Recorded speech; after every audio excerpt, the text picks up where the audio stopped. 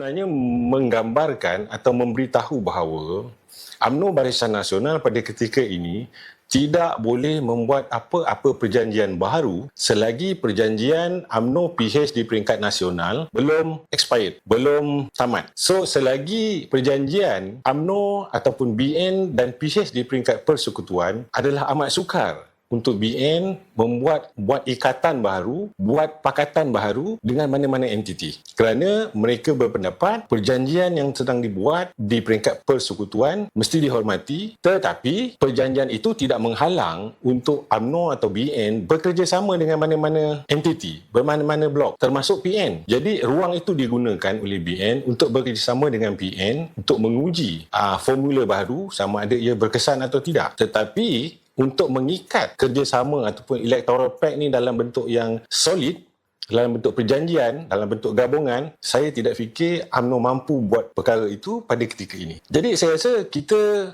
kawan-kawan kena faham, bukan saja dia soal taktik politik, tetapi dalam konteks perjanjian yang sedang dibuat antara BN dan juga PH itu memang mengikat sehingga BN tidak boleh simply bekerjasama atau mengikat perjanjian dalam perjanjian. Okey, contoh dia bekerjasama mengikat perjanjian dengan PH, pada masa sama dia juga mengikat perjanjian dengan pihak lain atau PN. Ini akan menimbulkan lebih kacau bilau politik. Jadi kerana itu mungkin UMNO mengambil pendekatan yang lebih pragmatik, yang lebih realistik, iaitu kekalkan perjanjian sedia ada sehingga parlimen dibubarkan dan pada masa yang sama mereka bebas untuk bekerjasama dengan mana-mana parti sebagai electoral pact di peringkat kerajaan ataupun di peringkat pilihan raya kerajaan negeri. Dan kali ini mungkin selepas PN ni berlaku di Melaka dan mungkin juga berlaku di negeri-negeri yang lain. Sehinggalah parlimen dibubarkan dan ketika itu kita boleh lihat adakah UMNO mahu meneruskan kerjasama dengan PH atau dia akan membentuk gabungan baru yang lebih solid yang mengikat dengan PN. Jadi itu teori saya pada hari inilah.